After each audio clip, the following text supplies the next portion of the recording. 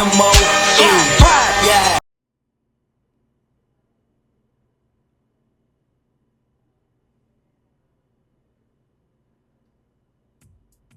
What a life, eh, freak? 1 minute you're playing 21 and horse on the courts in Harlem, and the next moment you're in the showroom, configuring the gunmetal and graphite exterior of your luxury car and your iPad mini. Oh, I bet you get a crazy crowd when you drive that car around the block in the old neighborhood, huh? Yeah, living the dream.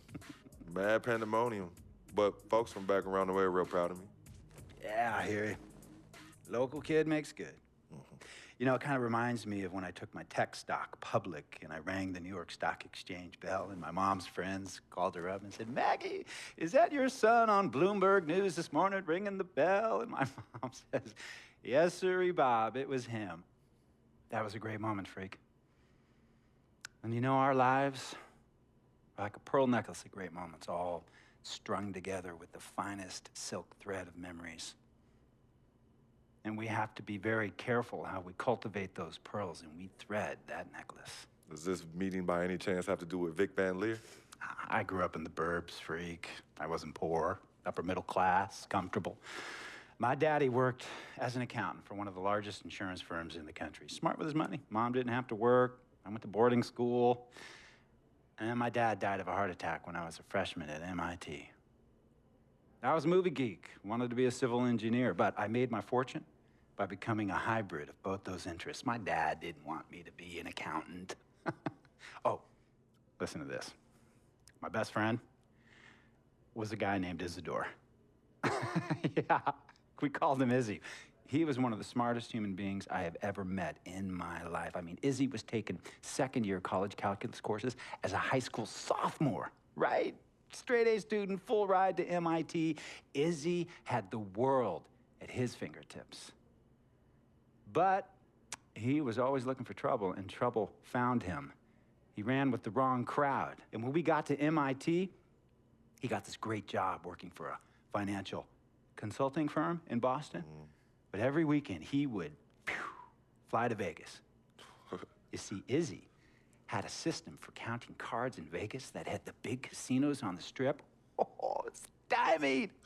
He would come back to MIT with suitcases filled with $200,000 in cold cash. What? Yeah. So your man Izzy was getting hit off like that? Like a fat rat in a cheddar cheese factory, freak. Okay, so what happened to this dude Izzy? Because he's dope. No, not dope. Dead. After he'd been missing for 3 weeks, the Nevada State Police never found hide nor hair of Isidore.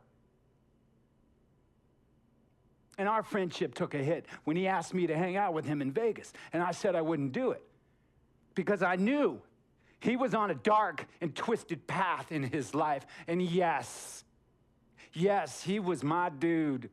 But no way was I gonna throw my life away trying to show my loyalty to a guy who really and truly didn't understand what loyalty was all about. So this meeting is about Vic. Correctamente. Okay, well, sir, Vic isn't Izzy. And why's that, freak? Well, for one thing, you and your dead friend Izzy didn't grow up poor. Me and Vic grew up in a neighborhood where we had to look over our shoulder every 2 seconds to make sure nobody was going to walk up on us and rob us. True. Izzy and I did not grow up in the hood.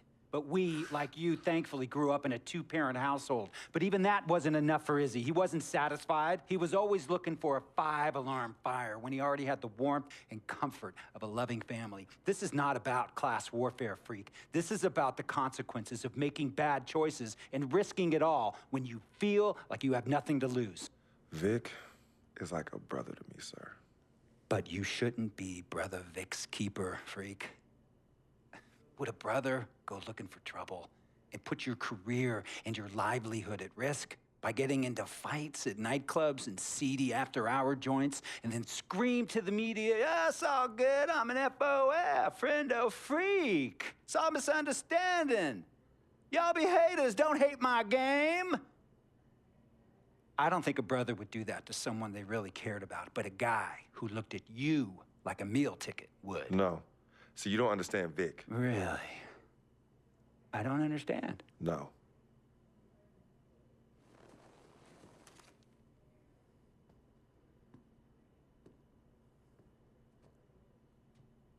Look, man, it was a misunderstanding with the guy in the next VIP booth. His honey started flirting with me, so naturally I started flirting back. Next thing I know, Captain Cornball's off my grill piece beefing. Next thing he know, he got a 2-piece and a biscuit on his left eye. Hey, I don't know who hit him, and it damn sure wasn't me. Hey. Captain Cornball's mad because I'm an FOF, friend of freak. Hey, but check this out, though. He needs to train that hottie before he leave the house, though. Yo, he's hot as ain't loyal, man. What's there to understand? Are you freaking blind? You know, I just want to know, how much did you pay your lawyers to make all this go away? Almost 100,000. Excuse me, son, I'm sorry, I couldn't hear you. I said I paid almost $100,000. Exactly. And if you keep riding shotgun with Vic, you're gonna go broke. Quick, fast, and in a hurry. Look, Vic is my friend, and I grew up with him. How many times I gotta tell you, sir? Freak, this is not a request. I am not asking you to do this. I am telling you to do this. And the first order of business is that Mr. Vic Van Leer is banned from traveling with you on the road. Vic is banned from the locker room. And Vic is banned from this arena. And if I catch this guy, Vic, in or anywhere near the facilities, Mr. Vic Van Leer will be arrested for trespassing. Are you serious, sir? Brother, I'm as serious as cancer. We all know that can be deadly. You know, me and Vic were kids, playing summer tournaments at the Dome. We always imagined making it to the pros, right? And after the crowds left, just a street light was on the court, like 11:30, 12 midnight, even 1 in the morning sometimes.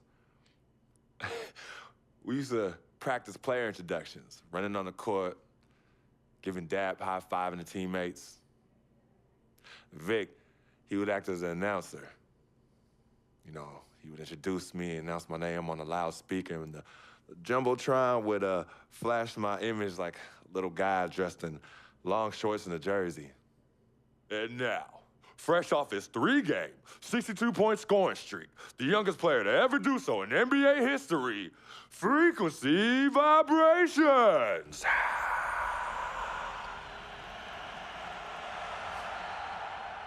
So me and Vic would sit in those empty bleachers at the Dome and dream like nobody's business.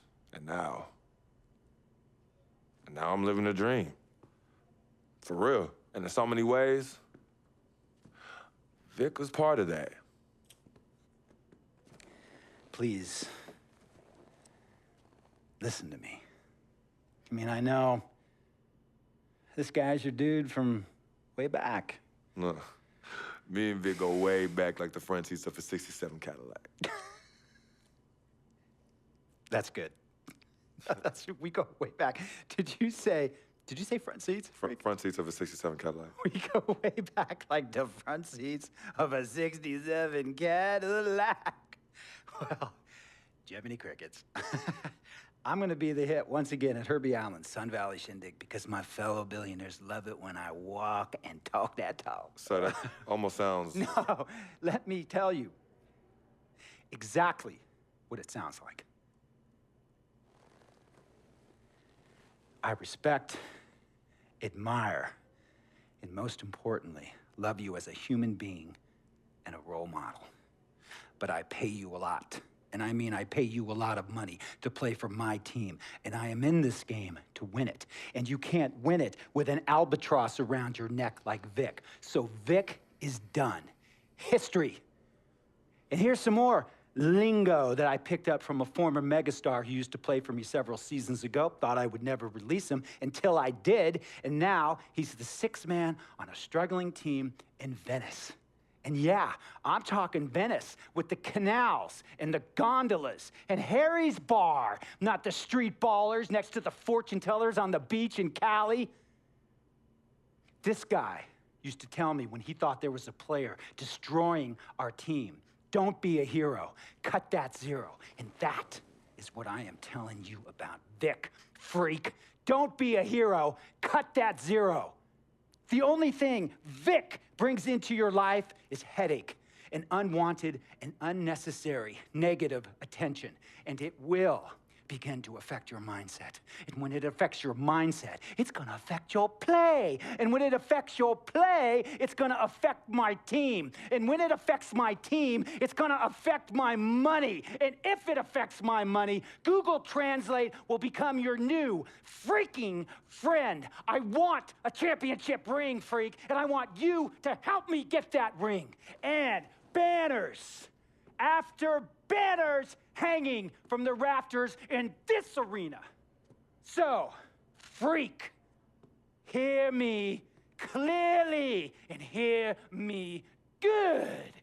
V, G, Vic, gotta go!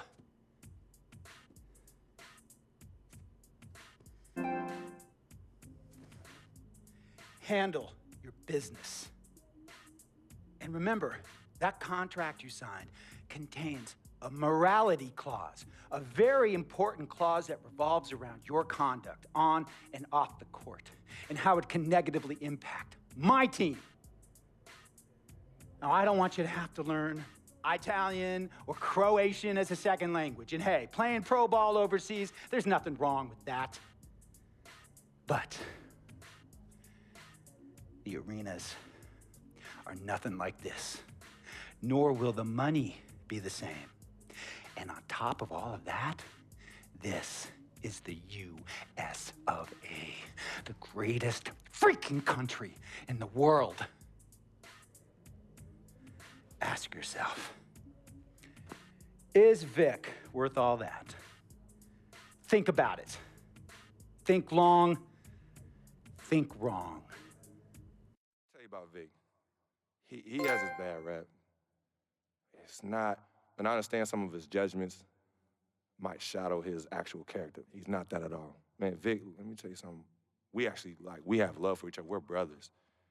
Blood couldn't make us any closer at all. I mean, he has so much loyalty to me and to my family. You could see even Cece, has issues with him, but he still loves her. He still loves her.